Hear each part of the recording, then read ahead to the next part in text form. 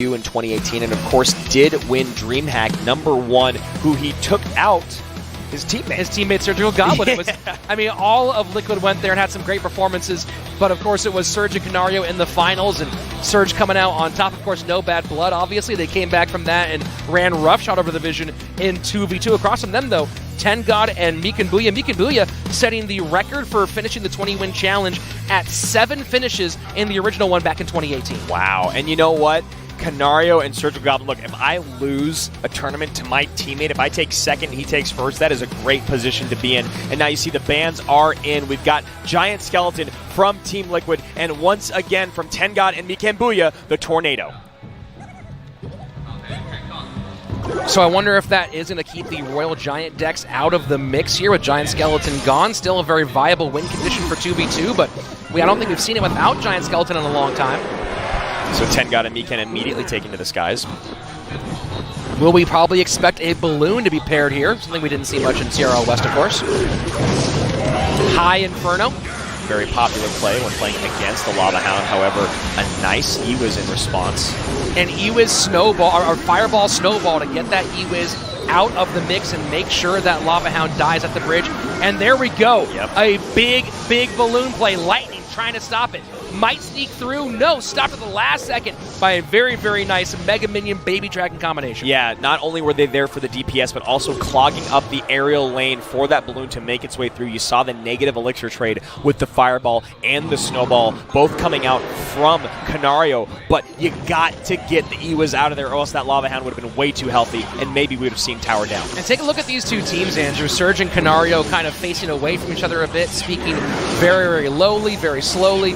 Whereas Mikanbuya and TenGod kind of facing each other and getting very verbal, gesticulating, a very different kind of teamwork, both of which very successful. And there you go, Rich. There's the Royal Giant we weren't sure if we were going to see. And that's a lot of damage there. Raged up Royal Giant taking that left-hand tower down to 1893. Rage the opposite direction. Goblin Cage, or Goblin Brawler, trying to make some room. Baby Dragon does not quite get on tower. What efficient defense played, and that's exactly what Surgical and Canario needed in that moment. If you see right now, they are thirsting for elixir in comparison to their opponents.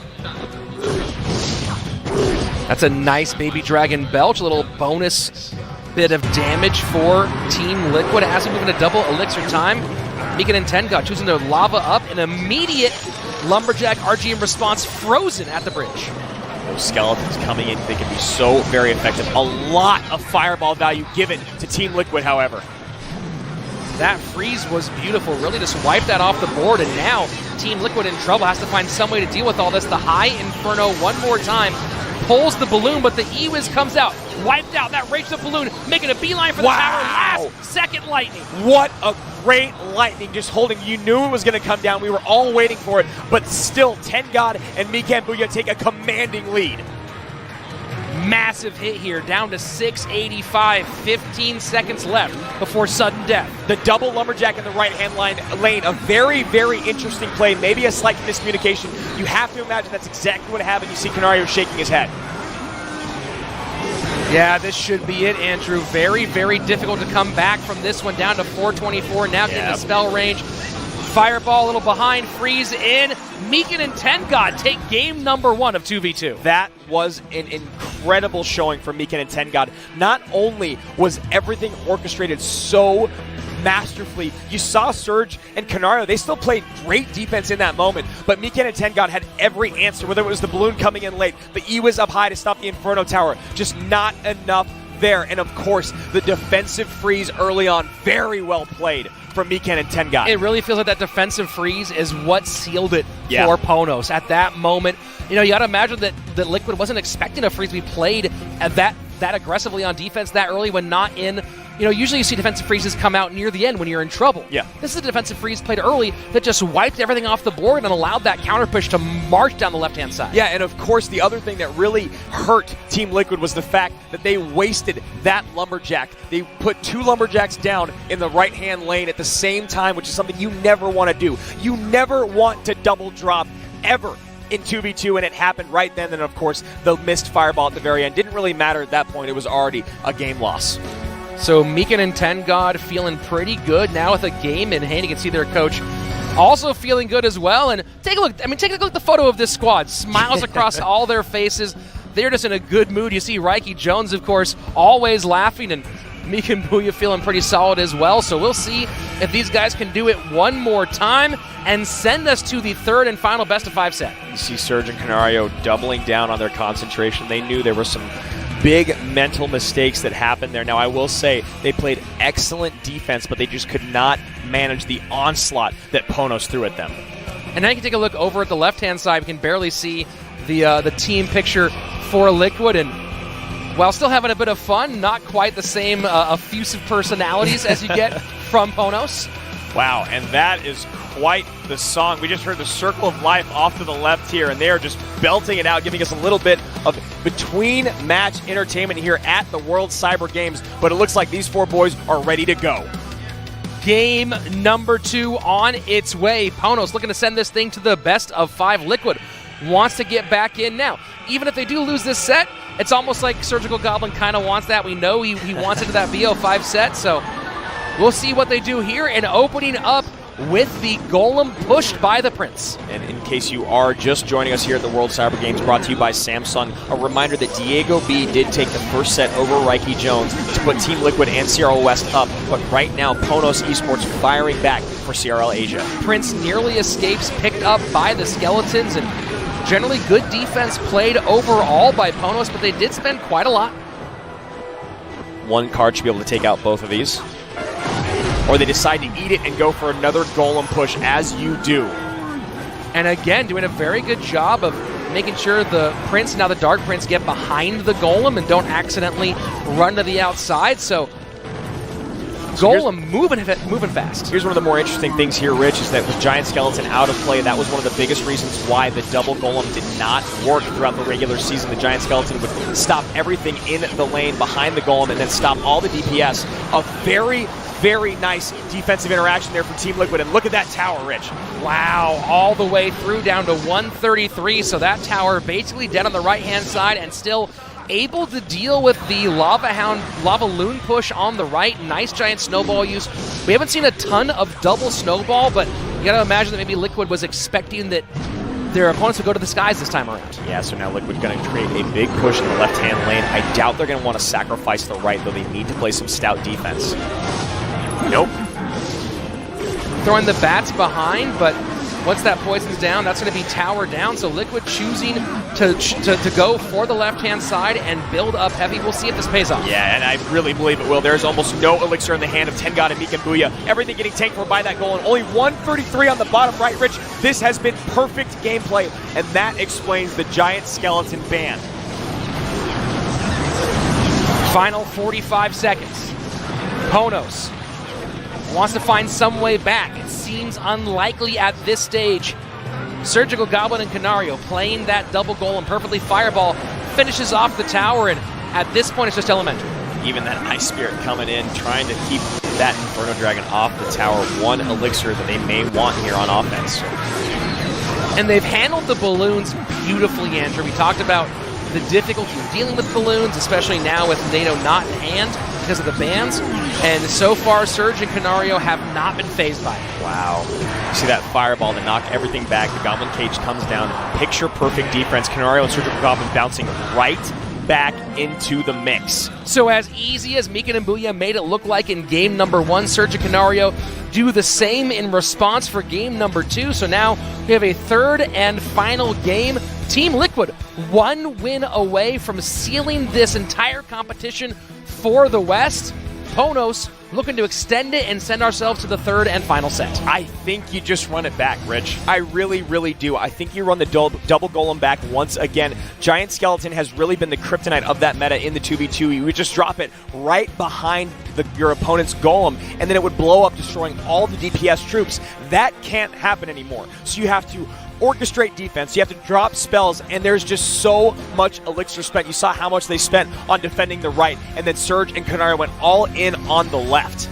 So you see, that's a big group of Clash Royale players there. SK Gaming sitting in the front, and you saw behind them WCG off of his big win this weekend, and Unstoppable there as well from Nova. So all players sticking around to watch the action. Yeah, and everything on the line right here in this game. It could be the final game for CRL Asia, or will they push it to that BO5 set? And also, we got to love that little death stare there from Sergio Ramos right in the camera. Sergio Ramos came out today swinging, but couldn't get the job done. So now waiting for his friends from Liquid to sew up the deal and send West home with the big victory. Yeah, this is a very, very big moment for everyone here in the crowd, everyone on the stage, and of course a big moment for you and myself. Mika Mbuya and Tengad still smiles on their face, trying to keep it calm. They don't want the pressure to be getting to their mentality.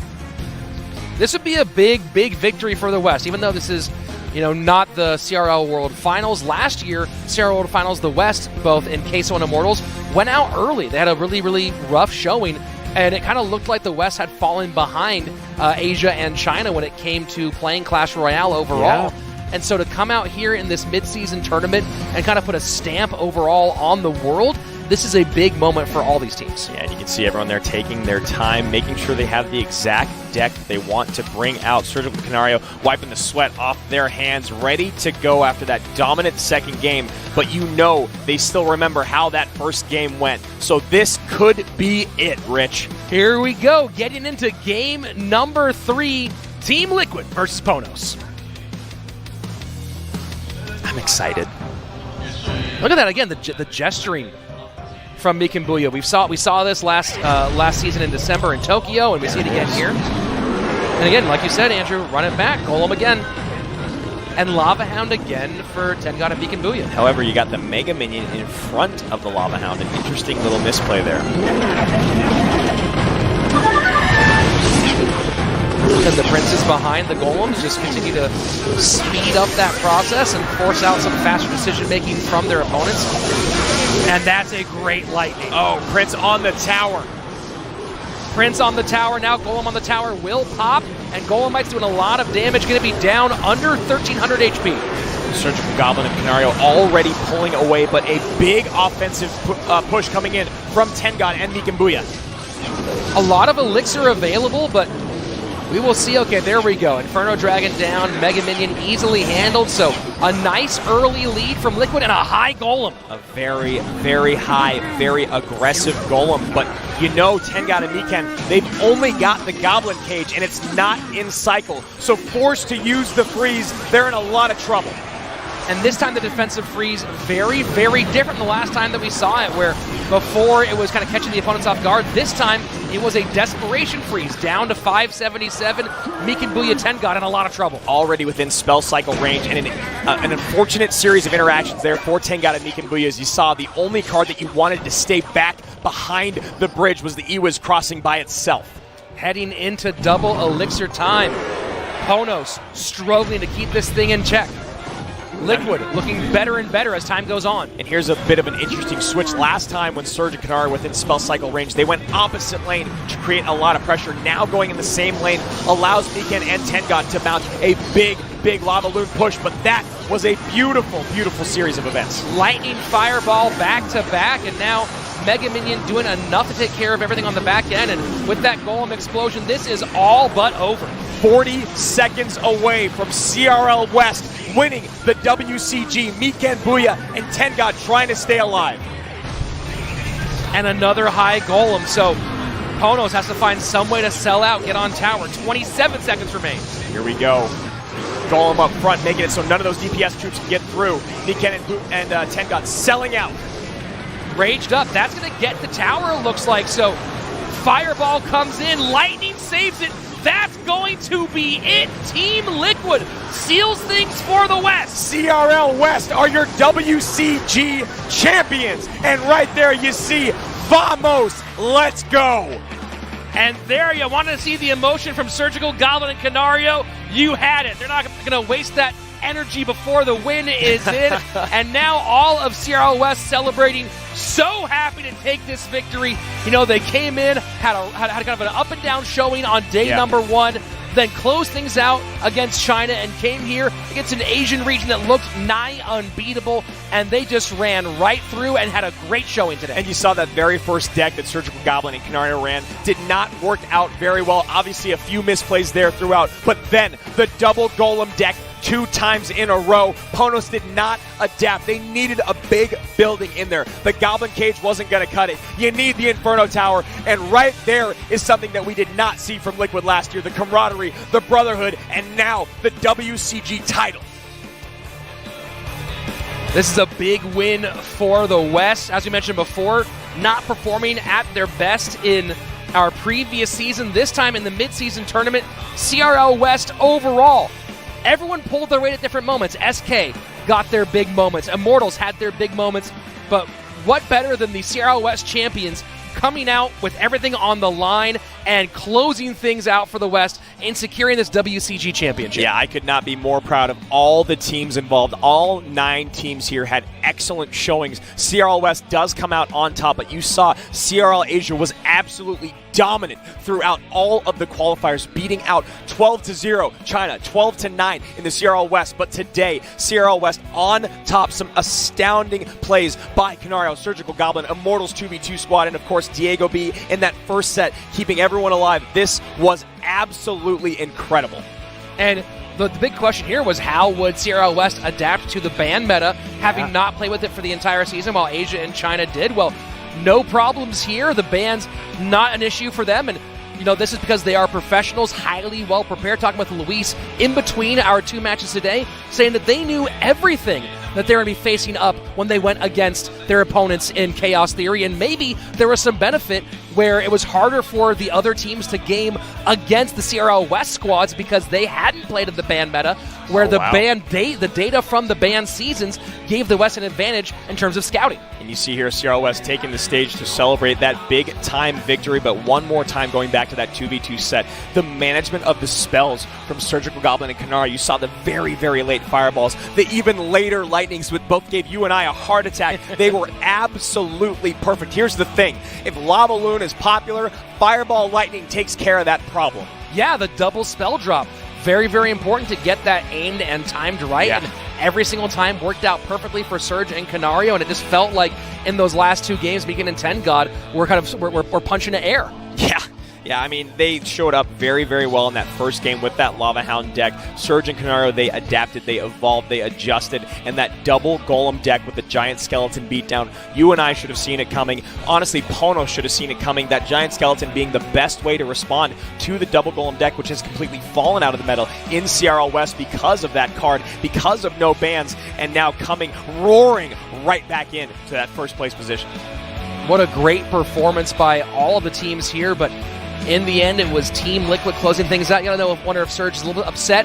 Didn't get to play in that best of 5 of the showcase here, but all that's forgotten once you walk away with the championship and the prize money. Yeah, and you talked about every single team having their moment. Obviously, SK fell a little bit short today, but maybe that motivated these other 2 teams in Immortals and Team Liquid. They did a great job in the qualifiers, and now we have it. CRL West are your WCG 2019 champions. Team Liquid, SK, and Immortals. Well, and that's the other big storyline here for Immortals, who kind of had an up-and-down season, while SK and Liquid both seemed like it was a done deal there to make those top 3 throughout most of the season, especially once they both kind of righted the ship after the first early stumbles. It seemed like they were kind of destined for this spot, whereas Immortals, there were questions of whether they could replicate the success they had last season, especially once that 2v2 started falling apart. But they were able to get that big win over Complexity for that number 3 spot and come here and then show they deserve to be here with some great performances. Yeah, they did very, very well against Chaos Theory, and now the interesting point is they're going to go out and celebrate tonight, maybe catch a plane back home tomorrow, and then they are enemies once again as CRL West Season 2 starts. Yeah, when we move back into the OGN Super Arena this fall, starting, I believe, in mid-September. We'll be seeing some big CRL action, and of course, that raises some questions of what changes might be happening in our rosters. We know that some players have been let go from some teams, some players have retired in the interim, so it's going to be a very interesting second half, or second split of CRL West. So we could not be happier for our boys behind us, or I guess they were behind us. They still are. They're over there somewhere. CRL West comes out on top, CRL Asia in second place, and of course, CRL China falling a bit short in third, and we have our standings, Rich. So there you have it. It was a